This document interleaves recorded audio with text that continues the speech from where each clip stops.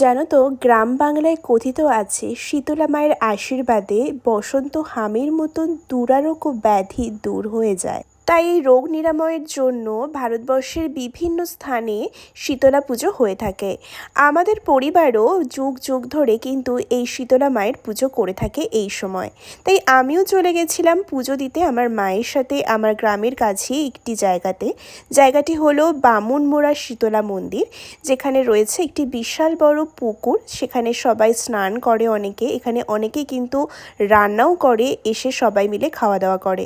আমার মা এখানে পুজোর জন্য ফল কাটছিল, আর এখানে এই বছরে মন্দিরটি অনেকটাই উন্নতি করা হয়েছে। শীতলা পুজোর সাথে সাথে বেশ কিছু নিয়মও কিন্তু কথিত রয়েছে। সেই নিয়মগুলির মধ্যে একটি হলো শীতলা পুজো যেদিনকে দেওয়া হবে সেদিনকে কোনো গরম খাবার খাওয়া যাবে না, ঠান্ডা খাবার খেতে হবে। কারা কারা এই ফাল্গুন চৈত্র মাসে শীতলা পুজো করো জানিও।